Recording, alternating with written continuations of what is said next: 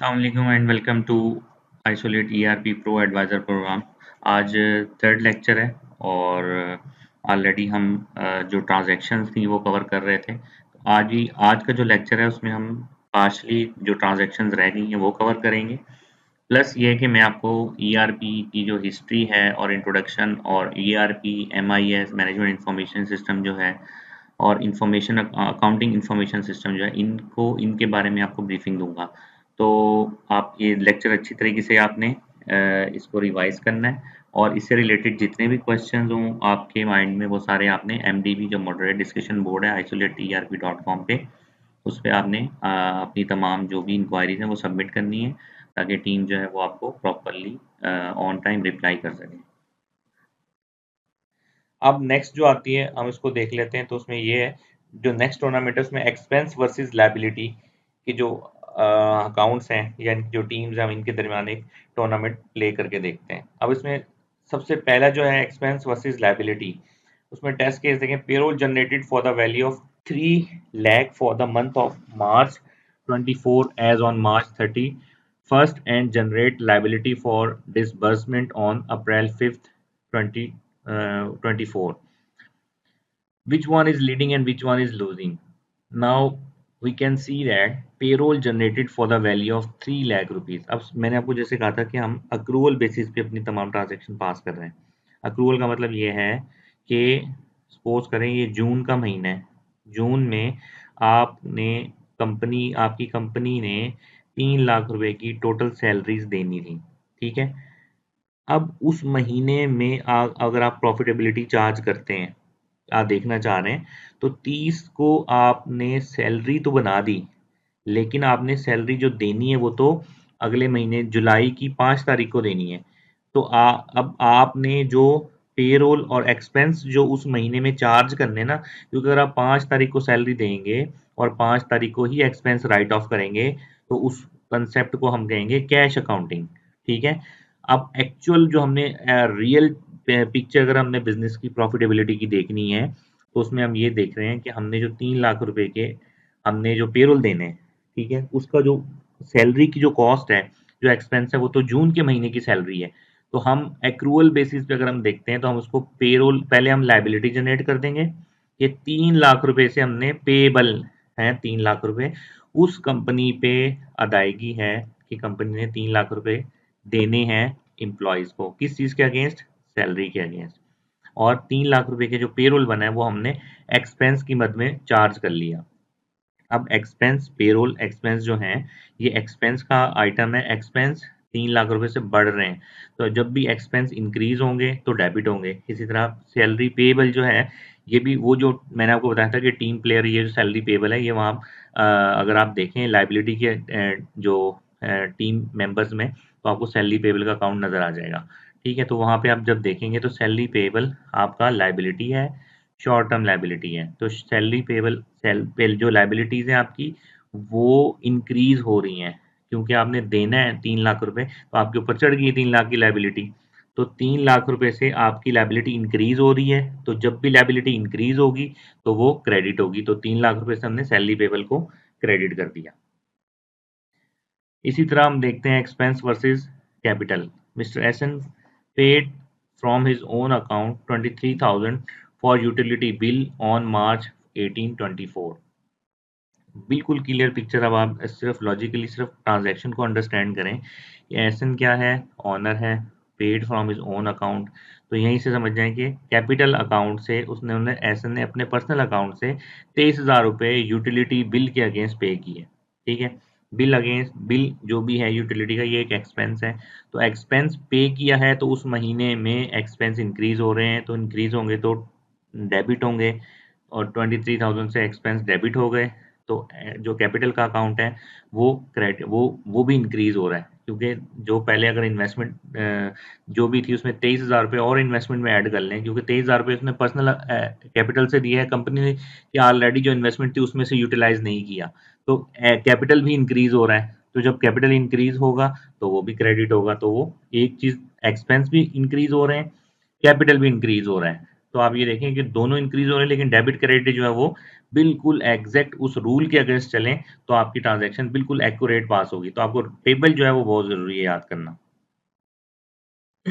अब नेक्स्ट ये देखते हैं कि एक्सपेंस वर्सेस एक्सपेंस का अगर हम ट्रांजैक्शन देखें तो expense entry reverse from utility expense to entertainment expense with the value of 2000 on the March 22। अब बात ये थी कि हमने एक ट्रांजैक्शन जो पास की थी प्रीवियस, उसमें हमने जो एंट्री थी वो 2000 रुपये की थी, यूटिलिटी एक्सपेंस में हमने उसको चार्ज कर दिया था, ठीक है। लेकिन वो एक्चुअली अगर फिजिकल हमने जब ऑडिट किया तो देखा कि वो 2000 रुपये जो थे वो यूटिलिटी एक्सपेंस के नहीं थे, वो एंटरटेनमेंट एक्सपेंस में जाने थे। तो अब उसी एक एक्सपेंस इन जो है वो रिवर्स हो रहा है, तो एक एक्सपेंस कम हो जाएगा, एक बढ़ जाएगा। तो एक्सपेंस एंटरटेनमेंट एक्सपेंस जो है वो डेबिट हो जाएंगे, यूटिलिटी एक्सपेंस पहले डेबिट हुए तो वो क्रेडिट हो जाएंगे। अब एक्सपेंस वर्सेस अगर हम एसेट को देखें तो sales direct return to vendor with the value 150 on, ये ऑलरेडी हो चुकी है। अब एक्सपेंस वर्सेस रेवेन्यू का हम अगर देख लेते हैं, commission account adjust with the value of 27,500 against scrap sale income on March 10 24। Commission account adjust हुआ है with the value of 27,500 rupees against scrap sale income. अब कमीशन किसी भी आपने आपके जो कमीशन एजेंट हैं या सेल्स के अगेंस्ट आपने कमीशन पे करना था, ठीक है। अब कमीशन अकाउंट जो है वो एडजस्ट हुआ है with the value of 27,500 against scrap sale income. Scrap in sale income means के कोई भी बाई प्रोडक्ट जो सेल्स है वो आपकी जनरेट हुई है 27,500 से, तो सेल्स तो इंक्रीज होगी। जब सेल्स इंक्रीज होगी आपकी, तो आपका कमीशन जो इनकम है वो इंक्रीज होगी। तो इनकम जब भी इंक्रीज होगी आपकी तो वो क्रेडिट हो जाएगी। तो पहला तो क्लियर हो गया आपका कि 27,500 की अमाउंट जो है वो आपकी इनकम से क्रेडिट हो जाएगी। अब दूसरी आप जो इम्पैक्ट है वो आप देखेंगे, कमीशन एक्सपेंस जो है वो आपका इंक्रीज हो रहा है उस मंथ का, तो कमीशन जो है वो एक्सपेंस है, एक्सपेंस आपका इंक्रीज हो रहा है। जब भी एक्सपेंस इंक्रीज होगा तो वो डेबिट होगा। तो आपने मेन फोकस ये करना है कि जो स्टेटमेंट है उससे आपको एक एंट्री तो फर्स्ट अटेम्प्ट में क्लियर हो जानी चाहिए, तो दूसरी आपको ऑटोमेटिकली आपका माइंड उस ट्रैक पे चलना शुरू हो जाएगा कि आपको दूसरी जो ट्रांजैक्शन है खुद ब खुद आपको अंडरस्टैंडिंग आपकी डेवलप होना शुरू हो जाएगी। अब नेक्स्ट आ जाती है expense versus cost of sale. अब इसमें टेस्ट केस ये है कि electricity bill 50% charge with the value of 40,000 to production on 31 मार्च 2024। अब इसमें ये देखें कि जैसे अब आप इन मैन्युफैक्चरिंग इन्वायरमेंट है, मैन्युफैक्चरिंग इन्वायरमेंट में दो डिपार्टमेंट काम कर रहे हैं, ठीक है। अब आपने ये देखना है कि सपोज करें कि आपकी जो यूटिलिटी है, जो बिल मीटर तो एक ही लगा हुआ है कंपनी में, अब उसमें वो एक प्रोडक्ट को बनाने के लिए जो बिजली कंज्यूम हो रही है वो तो प्लांट की हो रही है। दूसरा डिपार्टमेंट जो है वो प्रोडक्शन, वो मार्केटिंग और एडमिनिस्ट्रेटिव डिपार्टमेंट है। अब एडमिनिस्ट्रेटिव डिपार्टमेंट का यूटिलिटी जो है वो उसकी अपनी चार्ज हो रही है, प्लांट की अपनी है। अब अगर आप ये देखना चाहते हैं कि जो मेरी प्लांट की यूटिलिटी है उस पे हम कितनी कॉस्ट डालें, तो वो हम कंपनी की पॉलिसी ये थी कि 50% हम जो भी बिल आता है उसका हम 50% जो कि 40,000 रुपये बनता है वो हम प्रोडक्शन को चार्ज करें।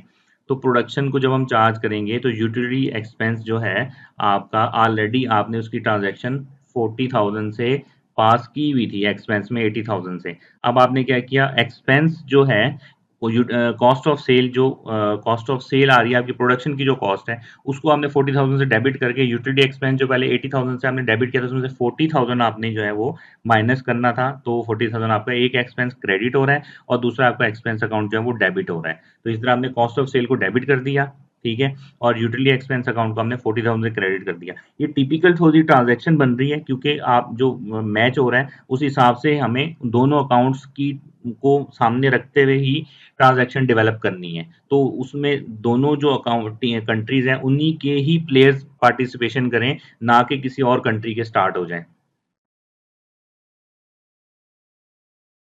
अब नेक्स्ट जो हम टूर्नामेंट रख रहे हैं उसमें एसेट वर्सेस तमाम जो टीम्स हैं उनके दरमियान हम एक टीम जो है वो मैच जो है वो प्ले करते हैं। उसमें हम देखते हैं कि टेस्ट मैच में डे 3 में आपको बता रहा हूँ ताकि अब ये थोड़ा सा अंडरस्टैंडिंग के लिए आप टेस्ट केस में अगर हम देखें तो एसेट वर्सेस लायबिलिटी में cash paid against monthly rent payable 45,000 for the month of February 24 on March 5th 2024. Cash paid against monthly rent. तो हमने सबसे पहले आप यहाँ से देखें कि कैश पेड मतलब आप कैश क्या है, एसेट है। पेड इट मीन्स के दे दिया, दे दिया मीन्स के डिक्रीज हो गया। तो यहीं से साफ नजर आ गया कि आपका कैश एसेट है, एसेट डिक्रीज हो रहा है, डिक्रीज मीन्स तो क्रेडिट हो जाएगा। तो पहली ट्रांजेक्शन यहीं से क्लियर हो गई। मंथली रेंट पेएबल, ठीक है, यूटिल पेएबल मीन कि आपने मंथ एंड पे ट्रांजैक्शन 30 तारीख को रिकॉर्ड कर ली थी, 45,000 रुपए की लाइबिलिटी जनरेट कर ली थी कि हमने अदायगी करनी है और एक्सपेंस को राइट ऑफ उसी महीने में हमने कर दिया था। तो अब मार्च में, फरवरी में हमने रिकॉर्ड किया था, मार्च 5 को हमने पे करना है। अब आज अगर सपोज करें 5 मार्च है, ठीक है, 5 मार्च को अगर हम पे करना चाह रहे हैं तो उसमें हमने अकाउंट पेबल में ऑलरेडी स्टैंड हुई हुई है लाइबिलिटी कि आपने 45,000 एक्रूवल बेसिस पे अगर हम एंट्री पास कर रहे हैं तो 45,000 के एक्रूवल हमारे पास लाइबिलिटी ऑलरेडी स्टैंड कर रही है 5 तारीख में। तो हमने उसी अकाउंट को जिसमें 45,000 रुपए पेबल आ रहा है, पेबल क्या है, लाइबिलिटी है। लाइबिलिटी पहले इंक्रीज हुई थी, अब लाइबिलिटी आप कम कर रहे हैं क्योंकि आप अदायगी कर रहे हैं और उसके किस चीज के अगेंस्ट, कैश के अगेंस्ट। तो आपकी इस सिचुएशन में लाइबिलिटी भी कम हो रही है और एसेट जो है वो भी कम हो रहा है। तो जब दोनों कम हो रहे हैं लेकिन ट्रांजैक्शन वही रूल के अगेंस्ट आप चलेंगे तो एक डेबिट हो रही है, क्या चीज, यूटिलिटी पेएबल जो लाइबिलिटी है वो आपकी जब भी कम होगी डेबिट होगी, तो वो डेबिट आपने डेबिट में ऐड कर दिया लेफ्ट साइड पे। और आपका जो दूसरी तरफ कैश है, कैश आपकी एसेट की टीम का प्लेयर है।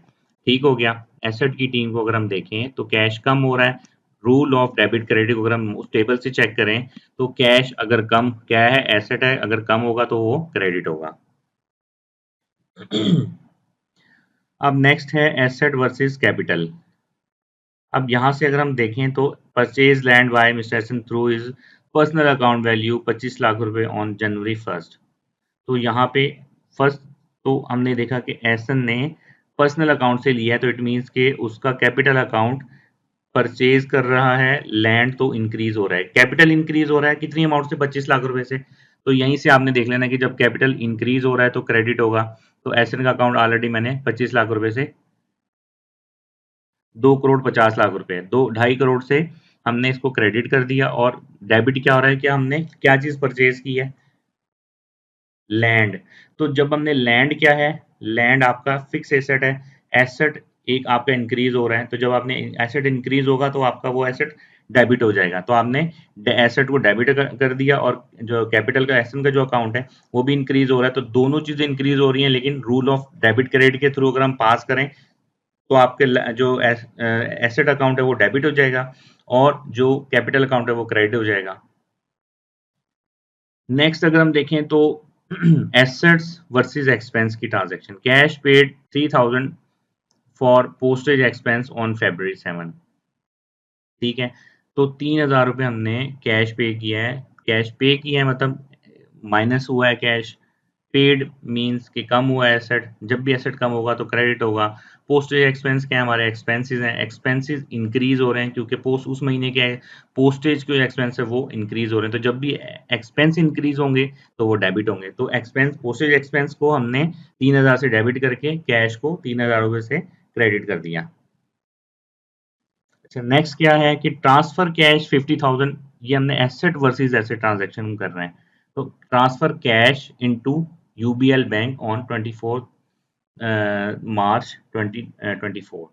अब इसमें ये देखें कि एक जो हमारा कैश है ये भी एसेट है, करंट एसेट है।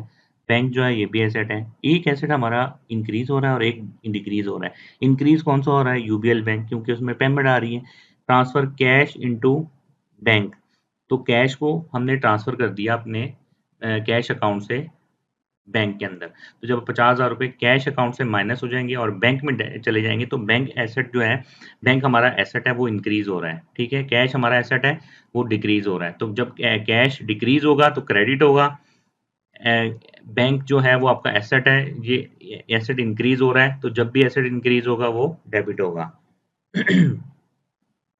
नेक्स्ट अगर हम देखें तो asset versus cost of sale.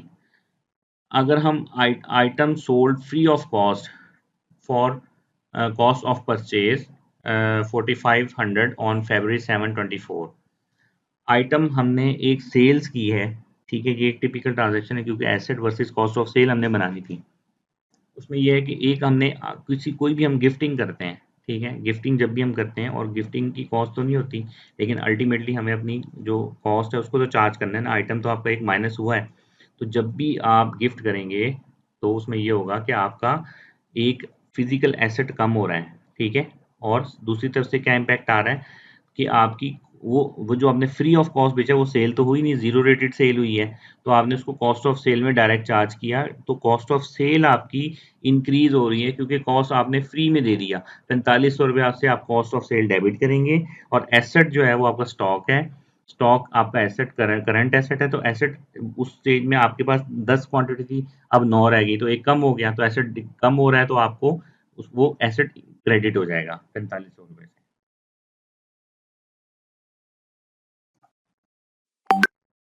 अब जो नेक्स्ट ट्रांजैक्शन है उसमें अगर हम देखें तो एसेट्स वर्सेस रेवेन्यू में कैश रिसीव्ड हुआ है, कैश रिसीव्ड मीन आपका कैश इंक्रीज हुआ है, तो एसेट इंक्रीज हुआ है, तो आपका एसेट हमेशा डेबिट हो जाएगा क्योंकि एसेट इंक्रीज हो रहा है, कैश आपका एसेट है। सेकंड, किस चीज के अगेंस्ट हुआ है? Goods against sale of goods value 90,000। तो जो आपकी सेल है, डायरेक्ट आपकी सेल्स आपने कैश पे सेल की है, क्रेडिट पे सेल नहीं की। तो जब भी आप कैश पे सेल करेंगे तो रेवेन्यू आपकी सेल्स इंक्रीज होंगी, सेल जब भी इंक्रीज होंगी क्रेडिट होंगी। कैश एसेट है, एसेट भी डेबिट इंक्रीज हो रहा है, तो एसेट आपका डेबिट हो जाएगा।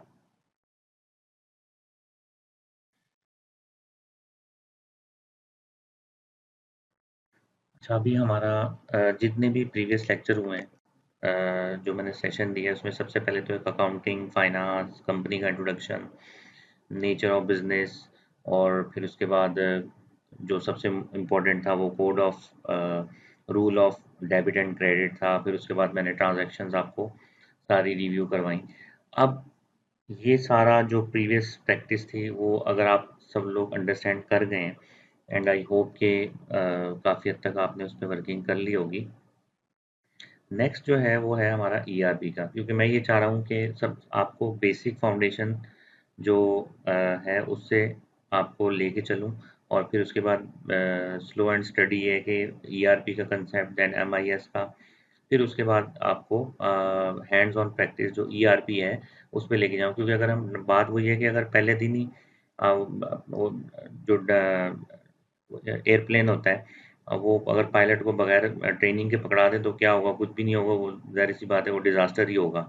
तो उससे बेहतर ये है कि कंप्लीट ट्रेनिंग जो है ना वो परफेक्ट ट्रेनिंग जो है वो बहुत इंपॉर्टेंट है। तो उसके लिए सबसे पहले ये है कि आपकी फाउंडेशन जो है वो स्ट्रांग होनी चाहिए। अब ईआरपी की बेसिकली डेफिनेशन कि ईआरपी क्या चीज़ है? सिंपल डेफिनेशन ये है, system which is used to manage the resources of an enterprises is called ERP system. ERP stands for Enterprise Resource Planning System। जो भी एक ऑर्गेनाइजेशन है या कंपनी है या ग्रुप ऑफ कंपनी है, उसके जितने भी रिसोर्स लाइक तमाम एसेट्स हो गए, एम्प्लॉयज़ हो गए, वो तमाम चीज़ें जो प्रॉफिट जनरेट करने में कंट्रीब्यूशन में उसका रोल प्ले कर रही हैं, वो तमाम रिसोर्सेज के जो मैनेजमेंट के लिए जो एक सिस्टम होता है उसको ईआरपी कहते हैं। ठीक है, तो इसका मतलब ये इंटरप्राइज एक ब्रॉड टर्म है कि रिसोर्सेज की मैनेजमेंट एंड प्लानिंग के लिए जो सिस्टम हम यूज़ कर रहे हैं उसको ईआरपी कहते हैं। इसके अंदर तमाम डिपार्टमेंट, प्रोडक्ट, सप्लाई चेन से लेके, प्रोडक्शन से लेके, एचआर से लेके, और मैन्युफैक्चरिंग, फिर उसके बाद मार्केटिंग और फाइनेंस, फिर उसके बाद सप्लाई चेन, परचेज, ये तमाम और जो है ना डिपार्टमेंट, ये तमाम इस की जो मैनेजमेंट है वो तमाम इस ईआरपी के अंडर में आ जाती है। एक होता है ईआरपी, एक होता है एआईएस। दोनों में क्या फ़र्क है? AIS basically accounting information system होता है, और एक ईआरपी जो है ब्रॉडर टर्म है। आगे मैं आपको दोनों की जो है जो डिफरेंस है वो भी बताऊंगा, इन दोनों में जो गैप है वो भी मैं आपको डिफाइन करूंगा। What is AIS? Accounting Information System. Accounting Information System involves the collection, storage, and processing of financial and accounting data used by internal users to report information to investors, creditors, and tax authorities. Simply जो ERP है वो पूरी एक organisation के तमाम processes जो होते हैं उसको मैनेज करने के लिए जो सिस्टम होता है उसको ईआरपी कहते हैं। एआईएस अकाउंटिंग इंफॉर्मेशन सिस्टम, ये एक मतलब ईआरपी ब्रॉडर टर्म है। Accounting information system just accounting software जिसको कहते हैं, जिसमें just relevant to financial transaction होती हैं, कोई और डिपार्टमेंट इसमें इन्वॉल्व नहीं होता, ठीक है, कोई प्रोसेस इसमें इन्वॉल्व नहीं होता, और इसमें सिर्फ और सिर्फ जो ये सिस्टम होता है वो अकाउंट्स की जो ट्रांजैक्शन है उसको मैनेज करने के लिए जो सिस्टम होता है उसको अकाउंटिंग इंफॉर्मेशन सिस्टम कहते हैं। बेसिकली अगर हम ये भी कह सकते हैं कि ये accounting information system is a part of ERP system. ठीक हो गया। अब नेक्स्ट जो है वो MIS है। What is MIS? Management information system. Basically जो ईआरपी है उसमें दो मेन पार्ट होते हैं, जैसे अकाउंटिंग इंफॉर्मेशन सिस्टम और मैनेजमेंट इंफॉर्मेशन सिस्टम। इन दोनों से जो क्लब इनका अगर इन दोनों को ज्वाइंट करें हम, तो इनकी जो क्लब प्रोडक्ट होती है उसको ईआरपी कहते हैं। ठीक हो गया। अब MIS क्या है? A management information system is an information system used for decision making and for coordination, control, analysis, and visualization of information in an organization. The study of management information system involves people, process, and technology in an organizational context. इसको अगर मैं simply define करूं तो इसमें यह है कि इसमें फाइनेंशियल पार्ट आपका नहीं है। फाइनेंशियल पार्ट अगर आपका जैसे ऑर्गेनाइजेशन है उसमें अगर आप ईआरपी अगर हम सपोज करें लेते हैं, उसमें दो प्रोसेस हैं, एक अकाउंटिंग ट्रांजैक्शन होती है, वर्क फ्लो होते हैं, जैसे रेक्विजिशन हो गई, या हम किसी भी डिपार्टमेंट का डिलीवरी नोट बना दिया, गेट इनवर्ड हो गया, इंटरनल जो कंपनी की डॉक्यूमेंटेशन है जिसमें फाइनेंशियल कोर ट्रांजैक्शन इन्वॉल्व नहीं होती, उसके अलावा जितने भी प्रोसेस होते हैं उन सब को कंट्रोल करने के लिए जो सिस्टम होता है उसको मैनेजमेंट इंफॉर्मेशन सिस्टम कहते हैं। That is without financial process. ठीक हो गया। तो management information system plus information accounting system, इन दोनों को अगर इंटीग्रेट करें तो आपकी जो क्लब प्रोडक्ट बनती है वो ईआरपी बनेगी। MIS क्या है? विदाउट फाइनेंशियल ट्रांजैक्शन जो भी प्रोसेसेस हैं आपके वो तमाम MIS में आएंगे, और जितने भी प्रोसेस आपके अकाउंटिंग से रिलेवेंट हैं या अकाउंटिंग ट्रांजैक्शन को कंट्रोल कर रहे हैं या कोर अकाउंटिंग प्रोसेस को कंट्रोल कर रहे हैं वो अकाउंटिंग इंफॉर्मेशन सिस्टम में आएंगे। तो ये डिफरेंस बहुत इंपॉर्टेंट है, क्योंकि जब हम ईआरपी में मॉड्यूल पे जाएंगे तो वहां पे एक मॉड्यूल जो ईआरपी का होता है उसमें दो चीजों पे इन्वॉल्व होता है, एक MIS और एक अकाउंटिंग इंफॉर्मेशन सिस्टम। ये दोनों ही कंट्रीब्यूट करते हैं किसी भी एक कंप्लीट मॉड्यूल में किसी एक ईआरपी के। नेक्स्ट है डिफरेंस। थोड़ा सा मैं बताना चाहूंगा कि ईआरपी और अकाउंटिंग इंफॉर्मेशन सिस्टम में क्या डिफरेंस है। ठीक हो गया। ERP and accounting information are both systems used by organizations to manage their operations and help with decision making. However, there are some key differences between the two. The first one is scope है इसका। ERP is एक broader term है, ठीक है। is ERP is a broader system that integrates various businesses functions including accounting, finance, HR, manufacturing, supply chain। इसके अलावा अगर AIS accounting information system को देखें, on the other hand primarily focus on accounting and financial information. तो आपका जो ERP मैंने आपको बताया, पहले भी बताया था कि ब्रॉडर टर्म है, इसके अंदर मल्टीपल मॉड्यूल्स आते हैं, मल्टीपल प्रोसेसेस आते हैं, मल्टीपल जो डिपार्टमेंट है उसकी इंटीग्रेशंस होती हैं, आपस में एक दो दो मल्टीपल डिपार्टमेंट्स इंटरेक्ट कर रहे होते हैं। तो ये तमाम प्रोसेसेस की कंट्रोलिंग जो होती है ये ERP के थ्रू होती है, जबकि फाइनेंशियल उसमें कोई इंटीग्रेशन नहीं है, आपस में कम्युनिकेशन नहीं है। सिर्फ ये है कि वो तमाम उसका कंसर्न वो सिर्फ और सिर्फ फाइनेंशियल इंफॉर्मेशन को डील करेगा। अकाउंटिंग इंफॉर्मेशन सिस्टम प्रोसेसेस से वो डील नहीं करेगा। दूसरा है integration. ERP aims to integrate all the different functions and departments within an organization, allowing for seamless data flow and communication। इसमें ये कि although it AIS जो है it can be integrated with other system, mainly focus on capturing, processing and reporting financial transaction। तो वही main point यही है कि आपका जो ERP है वो तमाम डिपार्टमेंट की आपस में कम्युनिकेशन को डील करेगा, लेकिन information accounting system just process जो फाइनेंशियल प्रोसेस है सिर्फ उन्हीं को ही डील करेगा। अब डेटा एनालिसिस में भी यही है, क्योंकि जब वो मल्टीपल मॉड्यूल्स के साथ डील कर रहा है तो वो ईआरपी एक ब्रॉडर टर्म है, तो वो तमाम जितने भी मॉड्यूल्स हैं उन मॉड्यूल्स के साथ जो उनके एनालिटिक्स हैं, उनके डेटा है, उनकी डिसीजन मेकिंग है, उनमें वो पार्टिसिपेट करेगा, क्योंकि ऑलरेडी वो डील कर रहा है। जबकि ए अकाउंटिंग इंफॉर्मेशन सिस्टम जो है वो सिर्फ कैप्चर कर रहा है फाइनेंशियल ट्रांजैक्शन किसी भी ऑर्गेनाइजेशन की, और उन्हीं फाइनेंशियल ट्रांजैक्शन की वो रिपोर्टिंग करे का रिस्पॉन्सिबल है, किसी और प्रोसेस या किसी और चीज़ की रिपोर्टिंग का वो रिस्पॉन्सिबल नहीं है।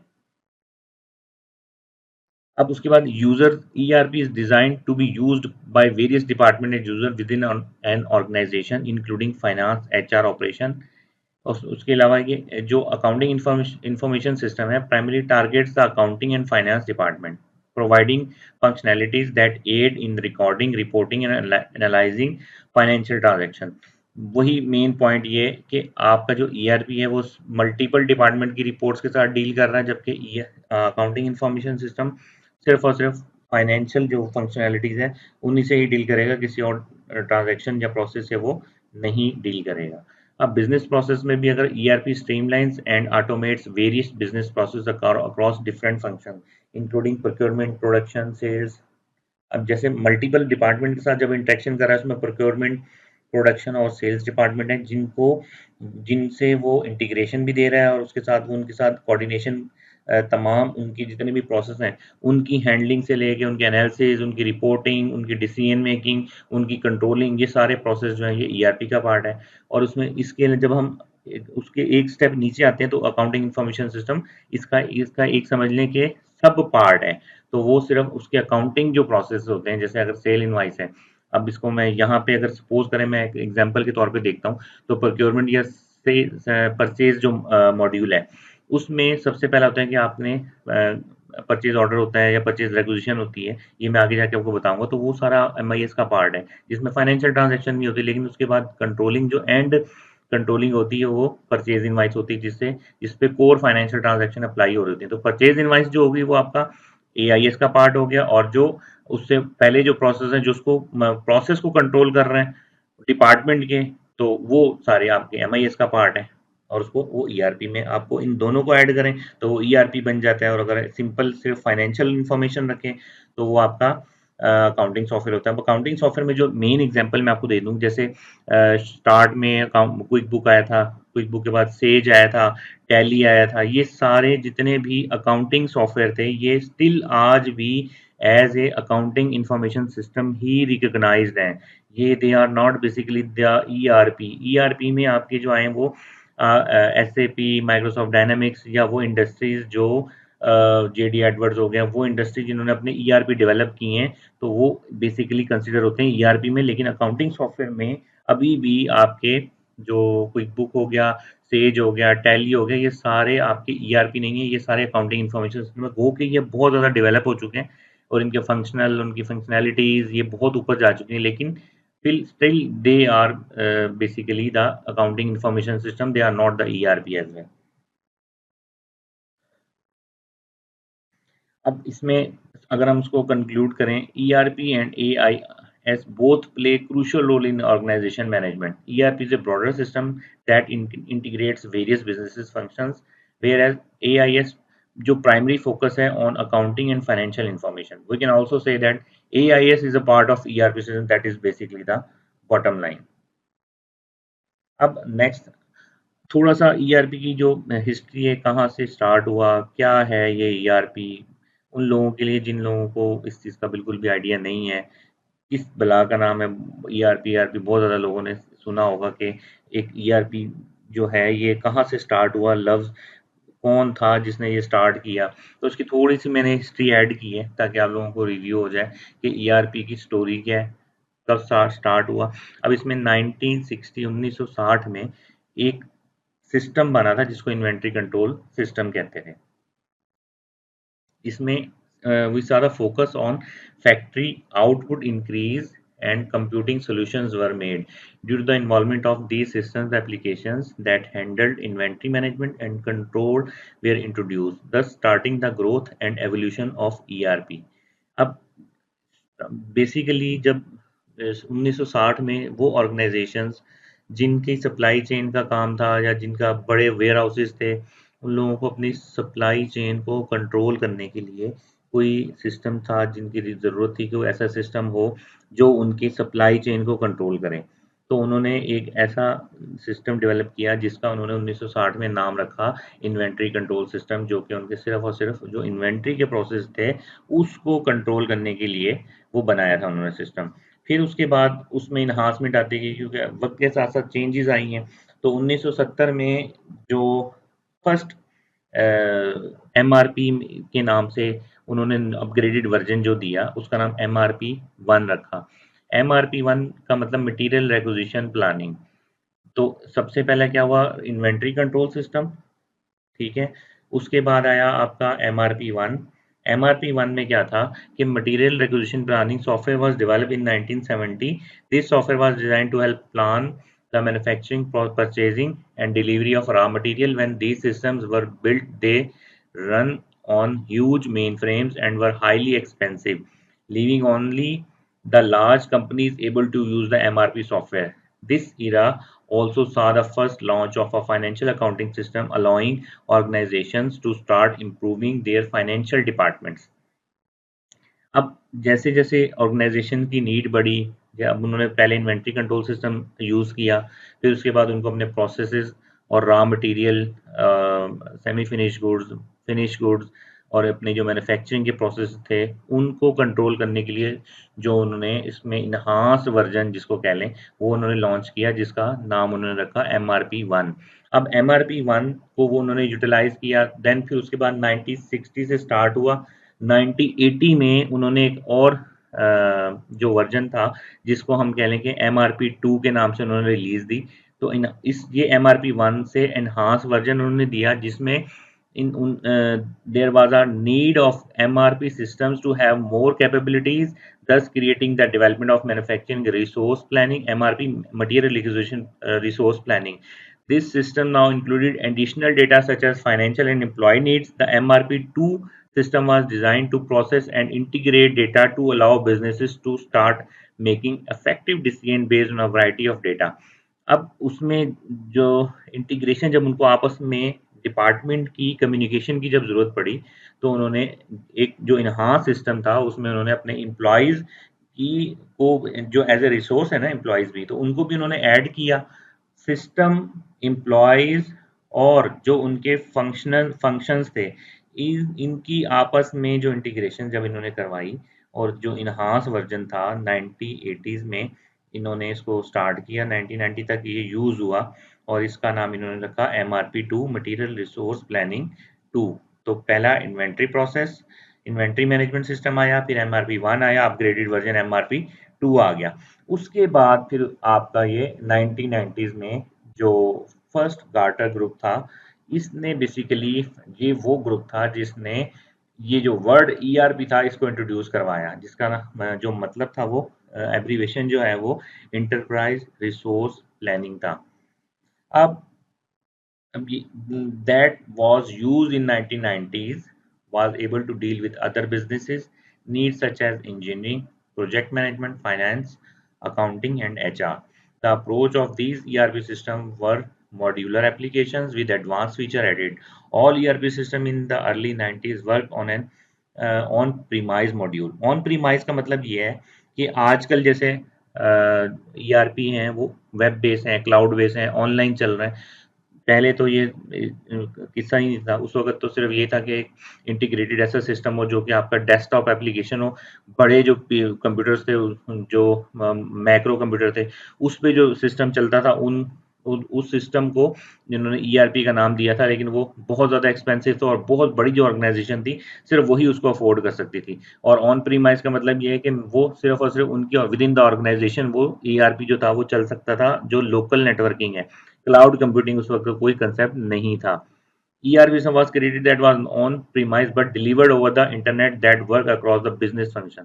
लेकिन उसके बाद वक्त के साथ साथ जब एनहांसमेंट आई, तो उसको वो ओवर द वेब और क्लाउड और पे भी ले गया, और ऑनलाइन भी इसको यूज करना शुरू कर दिया। अब 2000 में जैसे अब जो भी ईआरपी बन गया, जैसे एमआरपी 1 आया, एमआरपी 2 आया, फिर बेसिक वर्जन ऑफ ईआरपी आया, फिर इनहांस वर्जन ईआरपी आया। अब उसी की फिर ईआरपी एक बेसिकली प्रोडक्ट बन गई, फिर उसके बाद वो उसमें इन्हांसमेंट होती रही, अपग्रेड होते रहे, प्रोसेस बनते रहे, हर डिपार्टमेंट में मेच्योर हो गया। तो 2000 तक ये जो उसमें सप्लाई चेन, एचआर, तमाम मॉड्यूल्स जो थे वो इस्टेब्लिश हो गए और एक कंप्लीट जो प्रोडक्ट थी वो बन के सामने आ गई। अब 2010 से, अब बेसिकली ये था कि 2000 2009 तक जो ईआरपी थे, उस उन ईआरपीज और 2010 से जो प्रैक्टिस चली है, उन दोनों में फ़र्क ये था कि जो डिज़ाइन और जो इम्प्लीमेंटेशन और जो स्ट्रक्चर का जो डिफरेंस था ना, वो बहुत ज़्यादा एक बड़ा गैप आया था। वो जो स्ट्रक्चर का डिफरेंस है, वो मैं जब अपनी प्रोडक्ट को पे working hands on practice start करवाऊंगा, तब मैं आपको बताऊंगा कि जो 2010 के बाद ऑनवर्ड जो डेवलपमेंट स्टार्ट हुई है, उन ईआरपी में क्या फ़र्क था और उससे पहले के जो लोगों ने अपनी प्रोडक्ट बनाई हुई थी, पूरी दुनिया में, इस पे पाकिस्तान में भी देख लें, तो उसमें क्या उसमें स्ट्रक्चर था, उसका स्ट्रक्चर कैसा था। 2010 के बाद जो प्रोडक्ट्स आई हैं ईआरपी की, उनका स्ट्रक्चर कैसा था, उनका बिजनेस मॉडल कैसा था। अब ईआरपी में जो मेन स्टार्ट में जो ईआरपी थे, उन लोगों ने इंडस्ट्री स्पेसिफिक और जेनेरिक और डायनेमिक का कंसेप्ट था। इंडस्ट्री स्पेसिफिक ईआरपी 2010 से पहले की जितनी भी डेवलपमेंट थी, उसमें इंडस्ट्री स्पेसिफिक का मतलब किसी भी, जैसे गारमेंट के लिए ईआरपी बनाया है, तो वो सिर्फ गारमेंट के लिए यूज होगा, किसी और के लिए यूज नहीं होगा। डेयरी फार्मिंग के लिए बनाया है या शुगर इंडस्ट्रीज के लिए बनाया है, वो सिर्फ शुगर इंडस्ट्री में यूज होगा, किसी और के लिए यूज नहीं होगा। या अगर प्रॉपर्टी के लिए बनाया है, तो सिर्फ प्रॉपर्टी में यूज होगा। That is called the industry specific ERP. But 2010 से जो नई डेवलपमेंट जो सॉफ्टवेयर हाउसेज ने की है, या नई इन्हांसमेंट जो आई थी, उसमें एक तो ये था कि क्लाउड कंप्यूटिंग में आ गया, उसके अलावा डायनामिक और जेनेरिक कंसेप्ट पे ईआरपी जो थे वो बनना शुरू हुए, और सिंगल प्रोडक्ट पे लोगों ने फोकस किया, rather then to establish multiple products for specific industries. इसी जब अब इसमें ये था कि अब जो 2010 के बाद जितनी भी प्रोडक्ट बन रही हैं, उसमें जैसे इंडस्ट्री तो सारी थी। अब मेरी एक पॉडकास्ट थी, उसमें भी मैंने ब्रीफिंग दी थी कि बैंकिंग इंडस्ट्री, एजुकेशन सेक्टर और मेडिकल इंडस्ट्री, ये वो तीन इंडस्ट्रीज हैं जिनका ईआरपी, आप अगर आप कोई भी कंपनी बनाएगी, तो वो सिर्फ और सिर्फ उन्हीं इंडस्ट्रीज के लिए ही वो कंपेटेबल होगा, किसी और इंडस्ट्रीज के लिए नहीं हो सकता।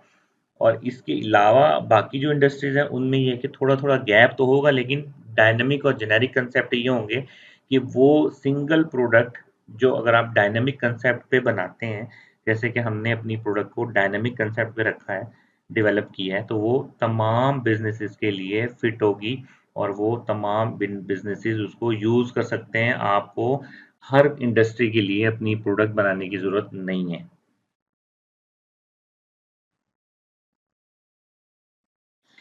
आज में हमने ये सारा कंक्लूड कर लिया, जितने भी जो स्टडी पॉइंट ऑफ व्यू से जो चीज़ें थी, स्टार्ट फ्रॉम अकाउंटिंग से लेके ईआरपी, एमआईएस और अकाउंटिंग इंफॉर्मेशन सिस्टम, जो हिस्ट्री ऑफ ईआरपी है, ये यहाँ तक हमने आज कंप्लीट कर लिए। नेक्स्ट इंशाल्लाह अब हम जो लाइव प्रोडक्ट हैं उसकी डेमोस्ट्रेशन में जाएंगे, लेकिन उससे पहले आप जितने भी ये 3 लेक्चर्स हो चुके हैं, इनको अच्छे तरीके से आप रिवाइज़ करें, और स्पेशली इनसे रेलेवेंट जितने भी आपके कंसर्न्स या क्वेश्चन हैं, वो सारे आप एमडीबी में, जो मॉडरेट डिस्कशन बोर्ड है, वहाँ पे अपने सबमिट करें, ताकि आपका ये जो बेसिक फाउंडेशन है, ये स्पेशली उन स्टूडेंट्स के लिए थी जो नॉन कॉमर्स स्टूडेंट हैं, लेकिन जो कॉमर्स के स्टूडेंट हैं उनके लिए भी एक प्रोडक्टिव चलें आपका रिव्यू हो जाएगा। तो उस पॉइंट से ये बड़े इंपॉर्टेंट तीनों लेक्चर हैं, इनको अच्छे तरीके से रिवाइज करें, ताकि जब हम ईआरपी का लाइव डेमो हम स्टार्ट करें, तो उसमें आप लोगों को कोई इशू ना हो। अब फर्दर ये है कि मैं जो ईआरपी का जो प्रोडक्ट है, उस पे मैं आपको लेक्चर दूंगा, और उसके उससे पहले जो मोस्ट इम्पॉर्टेंट पॉइंट ये है कि आपने जो जो स्टूडेंट्स भी ये लेक्चर देख चुके हैं, वो एमडीमी में अपनी इंक्वायरी के साथ अपना ईमेल लाजमी सबमिट करें, और रिक्वेस्ट उसमें डाल दें कि आपको आपके 3 लेक्चर हो चुके हैं और आपको अब डेडिकेटेड लिंक जो है ईआरपी का, क्योंकि मैं ये चाह रहा हूँ कि तमाम जितने भी स्टूडेंट हैं, सब स्टूडेंट्स का अपना-अपना लॉगिन आईडी पासवर्ड हो और डेडिकेटेड उनका एक लिंक बने, ताकि वो अपनी कंपनी खुद से क्रिएट करें और throughout end to end जो है वो इस ईआरपी का जो प्रोसेस है वो अपने हाथों से हैंड्स ऑन प्रैक्टिस जो है बेसिकली वो परफॉर्म करें। तो उसमें जो लर्निंग होगी आपको तमाम इंडस्ट्री के स्टडीज़ ये सारी चीज़ें हम आपको रिवाइज़ करवाएँगे। तो आप अपने जितनी भी इन्फॉर्मेशन है वो सबमिट करें, जो स्टूडेंट्स यहाँ पे जिन जिन स्टूडेंट्स ने ये तीनों लेक्चर ले लिए हैं, ताकि हम उनका फिर टाइमली उनको जो उनके क्रेडेंशियल हैं वो शेयर कर सकें। अस्सलाम वालेकुम।